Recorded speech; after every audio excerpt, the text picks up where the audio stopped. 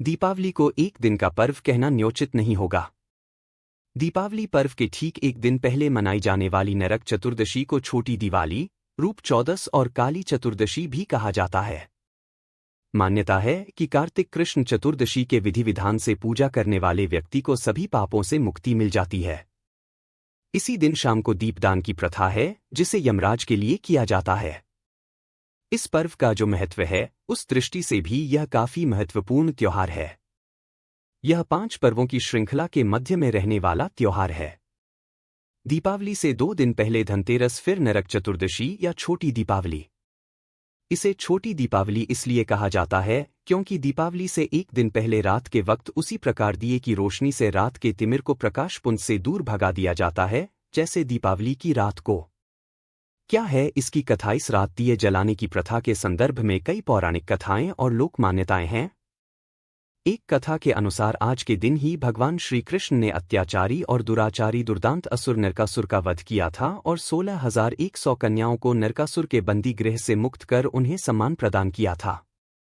इस उपलक्ष्य में दियों की बारात सजाई जाती है। इस दिन के व्रत और पूजा के संदर्भ में एक दूसरी कथा यह है कि रंती देव नामक एक पुण्यात्मा और धर्मात्मा राजा थे। उन्होंने अनजाने में भी कोई पाप नहीं किया था, लेकिन जब मृत्यु का समय आया तो उनके समक्ष यमदूत आ खड़े हुए। यमदूत को सामने देख राजा अचंभित हुए और बोले, मैंने तो कभी कोई पाप कर्म नहीं किया, फिर आप लोग मुझे लेने क्यों आए हो? क्योंकि आपके यहाँ आने का मतलब है कि मुझे नर्क जाना होगा। आप मुझ पर कृपा करें और बताएं कि मेरे किस अपराध के कारण मुझे नरक जाना पड़ रहा है। यह सुनकर यमदूत ने कहा कि हे राजन, एक बार आपके द्वार से एक ब्राह्मण भूखा लौट गया था, यह उसी पापकर्म का फल है। इसके बाद राजा ने यमदूत से 1 वर्ष समय मांगा। तब यमदूतों ने राजा को 1 वर्ष की मोहलत दे दी। राजा अपनी परेशानी लेकर ऋषियों के पास पहुंचे और उन्हें अपनी सारी कहानी सुनाकर उनसे इस पाप से मुक्ति का क्या उपाय पूछा।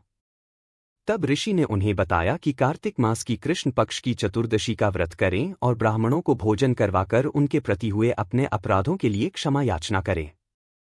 राजा ने वैसा ही किया जैसा ऋषियों ने उन्हें बताया।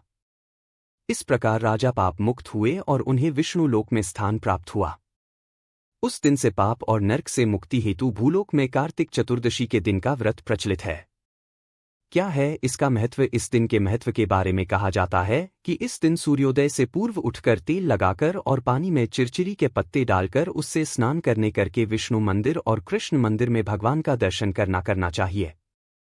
इससे पाप कटता है और रूप सौंदर्य की प्राप्ति होती है।